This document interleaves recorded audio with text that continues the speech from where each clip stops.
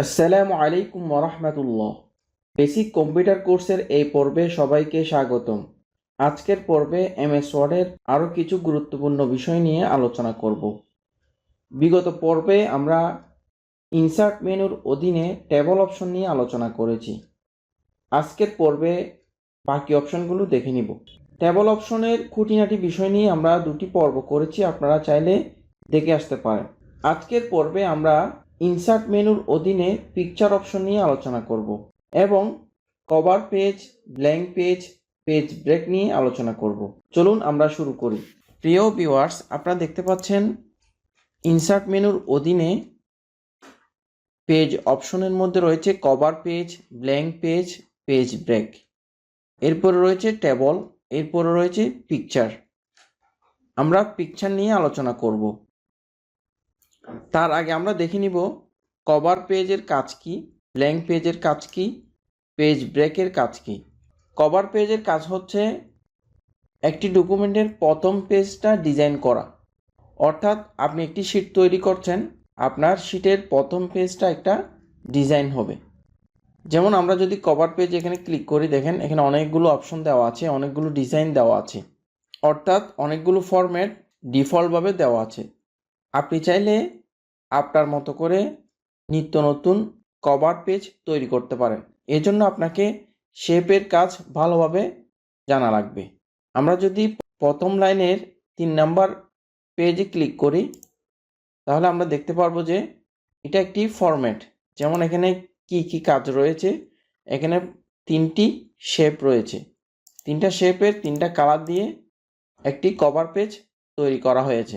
এরপরে রয়েছে এখানে একটি টাইটেল, তারপর রয়েছে সাবটাইটেল, এরপরে হচ্ছে আপনার একটি কভার পেজের প্রথমে যে একটা বিস্তারিত দেওয়া থাকে ওই বিষয় নিয়ে আলোচনা করা হয়েছে বা ওই বিষয় নিয়ে কোনো একটা কিছু লেখা থাকবে। এরপর হচ্ছে আপনার ইমেল অ্যাড্রেস থাকতে পারে, মোবাইল নাম্বার থাকতে পারে, অথবা অথর যিনি লেখক ওনার নাম থাকতে পারে। এভাবে করে আপনারা একটি কভার পেজ তৈরি করতে পারেন। এরপর হচ্ছে ব্ল্যাঙ্ক পেজ। ব্ল্যাঙ্ক পেজ মানে হচ্ছে খালি পেজ। এরপর রয়েছে পেজ ব্রেক। ব্ল্যাঙ্ক পেজ এবং পেজ ব্রেকের মধ্যে তফাৎ রয়েছে, পার্থক্য রয়েছে। আমি যদি প্রথম প্যারাগ্রাফের এই অংশে মাউসের কার্সর পয়েন্ট ক্লিক করার পর যদি আমি ব্ল্যাঙ্ক পেজে ক্লিক করি, তাহলে আমাকে একটি সম্পূর্ণ খালি পেজ দেখাবে। কন্ট্রোল ধরে মাউসের চাকা ঘোরানোর পর আমরা এই বিষয়টি ক্লিয়ারভাবে দেখতে পারবো। মাউসের চাকা পিছনের দিকে ঘোরালে ছোট হয়, সামনের দিকে ঘোরালে বড় হয়। এক্ষেত্রে আপনাকে কিবোর্ড থেকে কন্ট্রোল কি প্রেস করতে হবে। দেখেন আমাদেরকে একটি খালি পেজ দেখানোর পর বাকি অংশ যে প্যারাগ্রাফ রয়েছে সেটা 3 নম্বর পেজে চলে গেছে। এটি হচ্ছে ব্ল্যাঙ্ক পেজ। আমরা কন্ট্রোল জ্যাট দিয়ে বেঁকে যাচ্ছি। এখন আমি যদি এই অবস্থায় যদি পেজ ব্রেকে ক্লিক করি, তাহলে আমাকে পেজ দেখাবে 2টা। আমাকে পেজ দেখাবে 2টা, আমার যে বাকি অংশ সেটা পরের পেজে চলে যাবে। এটি হচ্ছে 1 নম্বর পার্থক্য। আমরা যদি আরেকটি পার্থক্য দেখি, সেটা হচ্ছে আমি মাউসের কার্সর পয়েন্টটা প্রথমে রাখছি, রাখার পরে যদি আমি ব্ল্যাঙ্ক পেজে ক্লিক করি, তাহলে আমাকে দেখেন ঠিক সেম 3টি পেজ দেখাচ্ছে। আমার যে লেখাগুলো রয়েছে, যে ট্যাক্সগুলো রয়েছে, যে 2টি প্যারাগ্রাফ রয়েছে সেগুলো 3 নম্বর পেজে চলে গিয়ে আমাকে একটি খালি পেজ দেখানো হয়েছে এবং প্রথম পেজটা অবশ্যই দেখা যাচ্ছে। ঠিক সেমভাবে আমি যদি পেজ ব্রেক করি, তাহলে আমার ঠিক উল্টাটা দেখা যাচ্ছে, অর্থাৎ আমাকে আমার ট্যাক্সগুলো পরের পেজে নিয়ে গিয়েছে। এভাবে করে আপনারা ব্ল্যাঙ্ক পেজ এবং পেজ ব্রেক অপশন ইউজ করতে পারেন। পেজ ব্রেকের কিবোর্ড কমান্ড হচ্ছে Ctrl+Enter। আমি যদি ট্যাক্সগুলো বাদ দিয়ে দিই, এই মুহূর্তে যদি আমি ব্ল্যাঙ্ক পেজে ক্লিক করি, তাহলে আমাকে একটি খালি পেজ দেখাবে। পেজ ব্রেকে ক্লিক করলে খালি পেজ দেখাবে। শুধুমাত্র পার্থক্য হচ্ছে ট্যাক্স নিয়ে। ট্যাক্সের মধ্যে 2টি বিষয়, একটি হচ্ছে প্যারাগ্রাফ আর একটি হচ্ছে শুধুমাত্র ট্যাক্স। আশা করি আপনারা পেজ অপশনের ব্ল্যাঙ্ক পেজ এবং পেজ ব্রেক নিয়ে ভালোভাবে একটি ধারণা পেয়েছেন। এখন আমরা আলোচনা করব পিকচার নিয়ে। আমরা ইনসার্ট মেনুর অধীনে যে পিকচার অপশন রয়েছে, আমরা পিকচারে ক্লিক করছি। ক্লিক করার পর আপনার ল্যাপটপ কিংবা ডেস্কটপে যে জায়গার মধ্যে আপনি পিকচার রাখছেন ওই জায়গায় চলে যাবেন। যদি ডেস্কটপে থাকে তাহলে ডেস্কটপে ক্লিক করবেন, দেন আপনার নির্দিষ্ট ফোল্ডারে চলে যাবেন। যেমন এখানে রয়েছে ইমেজ, আমি এখানে ডাবল ক্লিক করছি। এরপর হচ্ছে আমি এখানে 4 নম্বর পিকচারটা নিব, জাস্ট এটার উপর একটা ক্লিক করছি, দেন ইনসার্ট। দেখেন পিকচার ইনসার্ট করার পর আমাদের একটি মেনু চলে আসলো, সেটা হচ্ছে ফরম্যাট মেনু।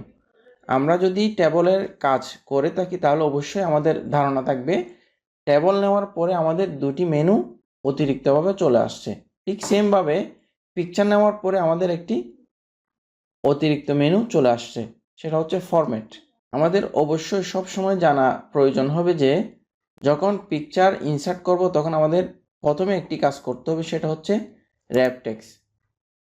র্যাপ টেক্সট থেকে আমাদের টাইট অপশনটি আমাদের সিলেকশন করতে হবে। যদি আমরা টাইট অপশনটি সিলেকশন না করি তাহলে আমরা পিকচারটা মুভ করতে পারবো না।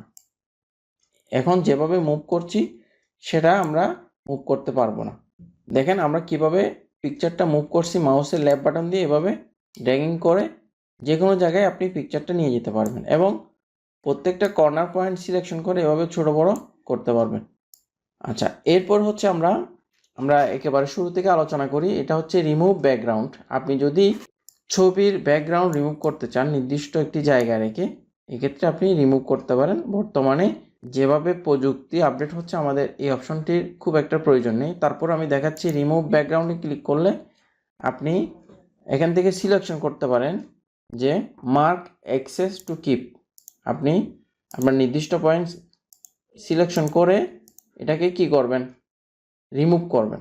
আপনারা ভিডিও ডেসক্রিপশন বক্সে একটি ভিডিও পাবেন, আমাদের একটি পর্ব রয়েছে ব্যাকগ্রাউন্ড রিমুভ নিয়ে, অর্থাৎ এমএস ওয়ার্ডের ব্যাকগ্রাউন্ড রিমুভ নিয়ে। আপনারা ওই লিঙ্কে প্রবেশ করে বিস্তারিত দেখে নেবেন।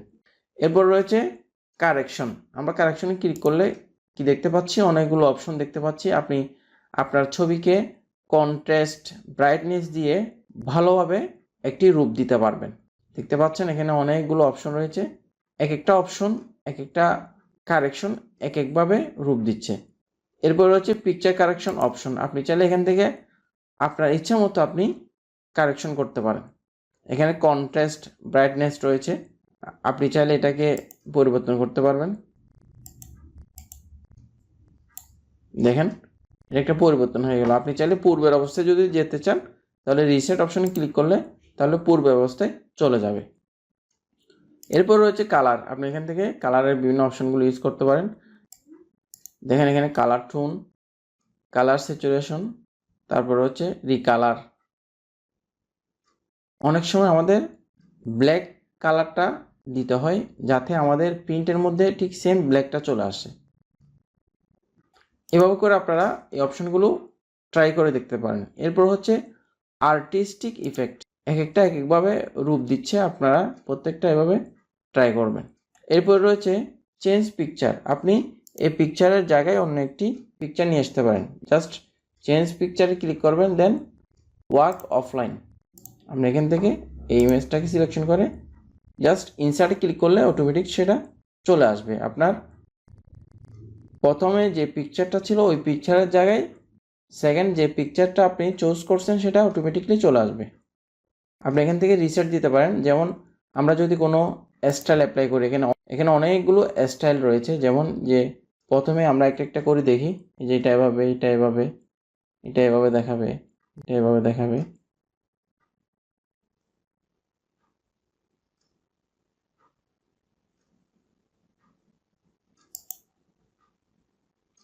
অনেকগুলো এখানে স্টাইল রয়েছে। এরপর আপনি এখান থেকে চাইলে পিকচার বর্ডার ইউজ করতে পারেন, যে এখানে আপনার নির্দিষ্ট একটি কালার ইউজ করতে পারেন। এখান থেকে চাইলে আপনার এটাকে আপনি বাড়াইতে কমাতে পারবেন। তারপর হচ্ছে এখান থেকে ড্যাশ দিতে পারেন। এরপরে রয়েছে পিকচার ইফেক্ট। আপনি চাইলে এখান থেকে পিকচার ইফেক্ট ইউজ করতে পারেন, shadow, reflection, soft edge, bevel, অনেকগুলো অপশন রয়েছে, আপনারা চাইলে এগুলো ইউজ করতে পারেন।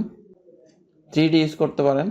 তাহলে আমরা একটি পিকচারের মধ্যে পিকচার স্টাইল অ্যাপ্লাই করার পরে পিকচার বর্ডার দিতে পারি, পিকচার ইফেক্ট দিতে পারবো এবং আমরা চাইলে এখান থেকে লেআউট ক্রিয়েট করতে পারবো। যেমন আমরা যদি বাঘ কিংবা এখানে কোনো একটা ছবি থাকতে পারে। আমরা কোনো একটা ছবি সম্পর্কে যদি কোনো একটা টেক্সট সম্পর্কে যদি প্রধান হেডিং দিতে চাই তাহলে আমরা সেটা দিতে পারবো। আমাদের ইচ্ছা মতো করে আমরা হেডিংটা দিতে পারবো। এখানে জাস্ট এখানের উপর টাইপ করলে আমরা সেটা অবশ্যই লিখতে পারবো। এখানে রয়েছে পিকচার লেআউট, অনেকগুলো স্টাইল রয়েছে। আপনার যেটা প্রয়োজন, যেটা আপনার ভালো লাগবে, যেটা আপনার চয়েসেবল হবে, আপনি সেটা অ্যাপ্লাই করে কাজ করতে পারেন। তাহলে আমরা পিকচার অপশন নেওয়ার পর আমরা একটি পিকচারের মধ্যে পিকচার স্টাইল অ্যাপ্লাই করতে পারবো, পিকচার কারেকশন করতে পারবো, কালার ইউজ করতে পারবো, ইফেক্ট দিতে পারবো, পিকচার বর্ডার ইউজ করতে পারবো এবং পিকচারকে বিভিন্ন লেআউটে রূপান্তর করতে পারবো। এখন আপনি যদি রিসেটে ক্লিক করেন তাহলে আগের অবস্থায় চলে আসবে। আমি এটাকে একটু ছোটো করলাম। ছোটো করার পর দেখেন পিকচার পজিশন দিয়ে একটা অপশন রয়েছে যে ইনলাইন উইথ টেক্সট। আপনি যদি এটাতে ক্লিক করেন তাহলে কি হচ্ছে, আপনার পিকচারের পরে আপনার কি হবে, প্যারাগ্রাফ হবে। দেখেন আমি কিবোর্ড থেকে ব্যাক স্পেস প্রেস করার পরেও কি হচ্ছে, আমার টেক্সটটা আর উপরে উঠছে না। কেন? আমি এখানে অপশনটা সিলেকশন করে দিয়েছি বিদায় সেটা আর উপরে উঠছে না। এটাতে কি বলা হয়েছে, ইনলাইন উইথ টেক্সট। এরপর হচ্ছে top right, top centre, top left, middle right, middle centre, middle left, bottom right, bottom centre, bottom left. আমি বটম সেন্টারে ক্লিক করছি, দেখেন একেবারে নিচে। এটা হচ্ছে পিকচার পজিশন। তাহলে আমি আগের অবস্থায় নিয়ে যাই একেবারে উপরে। এরপর দেখেন ঠিক সেম ইনলাইন উইথ টেক্সট এটা দেওয়া আছে। তারপর হচ্ছে স্কোয়ার, অর্থাৎ পিকচারের চতুর্পাশে কি হবে, আপনার টেক্সট হবে। এরপর হচ্ছে টাইট এবং থ্রো, একই টপ অ্যান্ড বটম, মানে আপনার পিকচারের উপরে নিচে কি থাকবে, টেক্সট থাকবে। এরপর হচ্ছে বিহাইন্ড টেক্সট, টেক্সটের পিছনে কি থাকবে, আপনার ছবি থাকবে। ইন ফ্রন্ট অফ টেক্সট, টেক্সটের সামনে আপনার ছবি থাকবে। এডিট র্যাপ পয়েন্ট, অর্থাৎ আপনি চাইলে পিকচারের প্রত্যেকটা পয়েন্টকে এডিট করতে পারেন। এখানে খুবই গুরুত্বপূর্ণ বিষয় হচ্ছে square, top and bottom, behind text, in front of text. এই বিষয়গুলো আপনারা অবশ্যই ভালোভাবে আয়ত্ত করবেন। যে অপশনটি বুঝেন নাই আপনারা কমেন্ট বক্সে জানাবেন। ভালো করে ভিডিওগুলো দেখে প্র্যাকটিস করবেন। পূর্বের পর্বগুলো যারা দেখেন নাই অবশ্যই দেখে নেবেন। আজ এখানে শেষ করছি। আপনারা সবাই ভালো থাকবেন, সুস্থ থাকবেন। আল্লাহ হাফিজ।